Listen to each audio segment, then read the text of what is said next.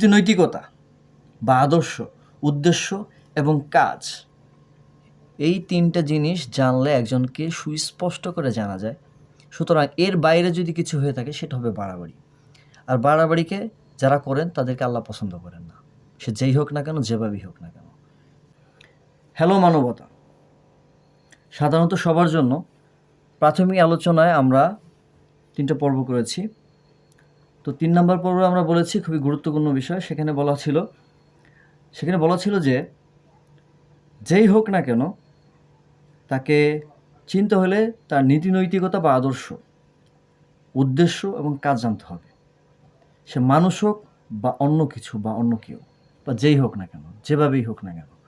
সুতরাং প্রত্যেকটা লোকে চিনতে হলে বা বুঝতে হলে তার নীতিনৈতিকতা বা আদর্শ, উদ্দেশ্য এবং কাজ জানলেই কিন্তু হয়ে যাবে। এখন আমার নীতিনৈতিকতা বলি। আমার নীতিনৈতিকতা হচ্ছে সুস্থ, সুন্দর, কল্যাণময়, সহজ সরল জীবন বিধান। এটা আমার নীতিনৈতিকতা, এটাই আমার আদর্শ। আর আমি এই আদর্শই গঠিত, আমি এটা নিয়েই চলি। এর বাইরে যাররা পরিমাণ কেউ যদি কোনো রকম কল্পনাও করেন, ভুল করবেন, কোনো ফায়দা নিতে পারবেন না, কোনো কাজ হবে না। আমি এর উপরেই প্রতিষ্ঠিত, আর আমি এর উপরেই স্থির থাকি। সুতরাং অন্য কোনো যুক্তিতর্ক, ব্যাখ্যা বা কিছু দিয়ে লাভ নেই। এখন আপনি চাইলে কুমন্ত্রণা দিতেই পারেন, ওয়াসওয়াসা দিতেই পারেন, আপনি চাইলে বাড়াবাড়ি করতেই পারেন। কি করার, তাতে কিচ্ছু যায় আসবে না। প্রত্যেকটা সম্পর্ক নিয়েও লিখছি। হ্যাঁ, যদি সম্পর্ক কেউ করতে চান সে বিষয়ে বলা আছে। সম্পর্কর কী গুণাগুণ থাকতে হবে সেটাও স্পষ্ট করে বলা আছে। আর এখন যে বিষয় নিয়ে কথা বলতেছি সেটা হচ্ছে নীতিনৈতিকতা বা আদর্শ, উদ্দেশ্য এবং কাজ বলে দেবে কে কী। সুতরাং আমার নীতিনৈতিকতা আমি স্পষ্ট করে বলেছি, এর বাইরে কোনো কথা নাই। এর বাইরে আমি নিজেই আমার কথা শুনি না, আমি আমার নিজের কথাই শুনি না। আপনি আমাকে কি শোনাবেন, কি বলবেন? হ্যাঁ বলতে পারেন, বললেন, তালে তাল দিলাম, ওই তাল দিয়ে কিছুই না, জাস্ট তালে তালে যাবে, চলে গেলো, ওগুলোর কোনো কাজ হবে না, কোনো ফায়দা নিতে পারবেন না, কোনো সফলতা পাবেন না। কারণ আমি যেটার উপরে আছি সেটাই আমার কথা। আমার সাথে কথা বলতে হলে সহজ সরল পথ থাকতে হবে, সোজা সাপটা থাকতে হবে, সশরীরে এসে কথা বলতে হবে। এর বাইরে কোনো কথা নাই। এবং অবশ্যই ভালোবাসা থাকতে হবে, আন্তরিকতা থাকতে হবে, বিনয় থাকতে হবে। এর বাইরে কোনো কথা হবে না, কোনো ফায়দা নিতে পারবেন না। যেভাবেই যাই করেন না কেন তালে তাল হবে, কোনো ফায়দা হবে না। সুতরাং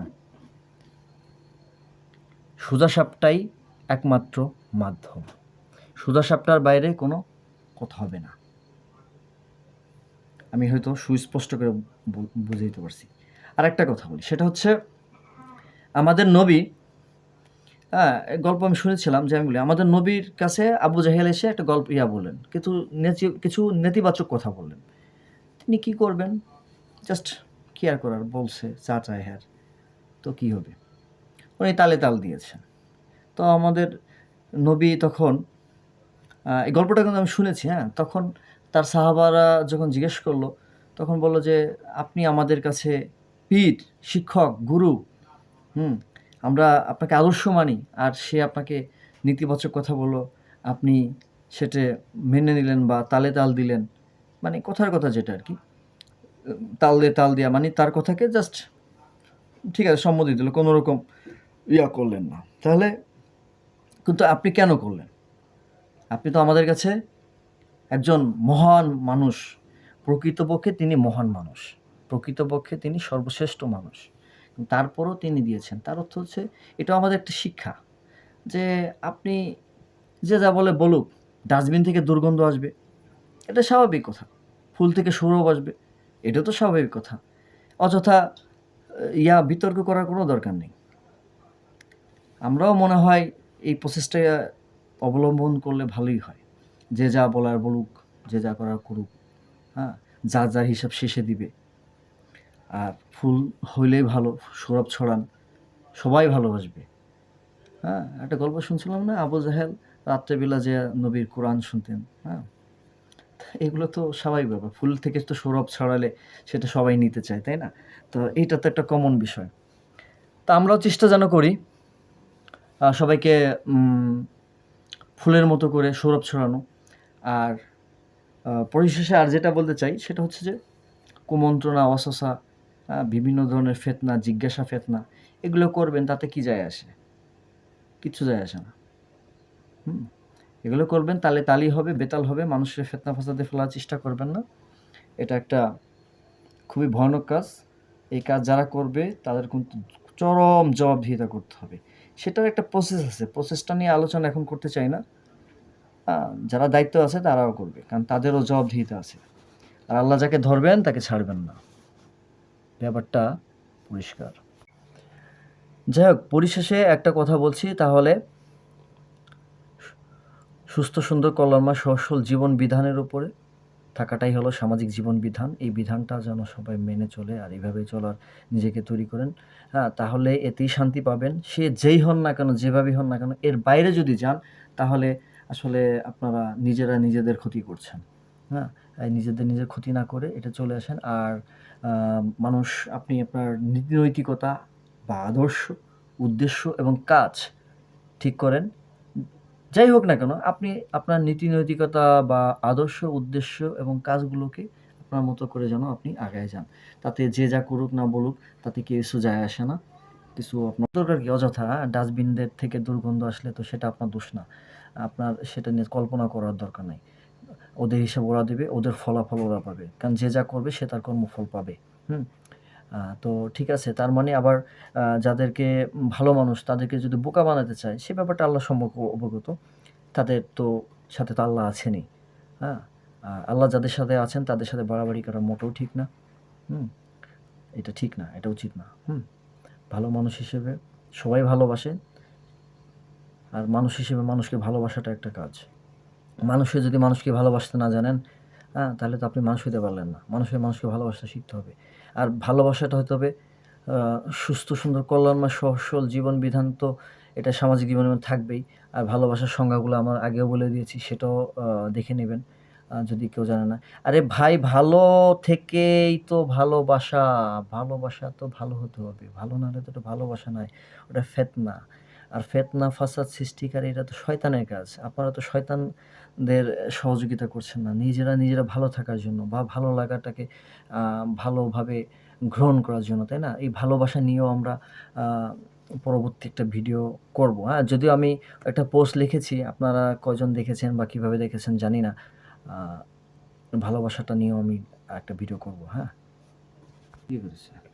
আচ্ছা, পরিশেষে একটা কথা বলি। হ্যালো মানবতা নামে যে পর্বগুলো আমরা করেছি সাধারণত সবার জন্য, প্রাথমিক আলোচনা থেকে আমরা একটাই বিষয় পাচ্ছি। সেই বাক্যটা হচ্ছে একজনের নীতি নৈতিকতা বা আদর্শ, উদ্দেশ্য এবং কাজ। এটা আমাদেরকে জানতে হবে। আপনাদের সাথে যেখানেই যেভাবেই হোক, সে মানুষ হোক বা অন্য কেউ হোক না কেন, তার নীতি নৈতিকতা বা আদর্শ, উদ্দেশ্য এবং কাজ জানতে হবে। জানার পরে আপনি তাকে কতটুকু বিশ্বাস করবেন আপনার বিবেক দিয়ে বিশ্লেষণ করে নেবেন এবং জেনে নেবেন আসলে সে কে, সে কী, সে কেন করছে। সে কি আপনার কোনো, আপনি তাকে মানে নিয়ন্ত্রণ করতে পারছেন? নিয়ন্ত্রণ করেন? নিয়ন্ত্রণ কে করে? আর নিয়ন্ত্রণ করলে যে করে তারই বা কী উদ্দেশ্য? তো এগুলো জানতে হবে। এগুলো না জানলে তো হবে না। এগুলো জেনে আপনাকে কাজ করতে হবে। না জেনে আপনি কীভাবে আরেকজনের কথা শুনবেন কেন?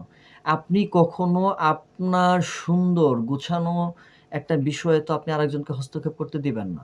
দিলে তো সে তার মতো করে সাজাবে, সেটা তো আর আপনার রইল না।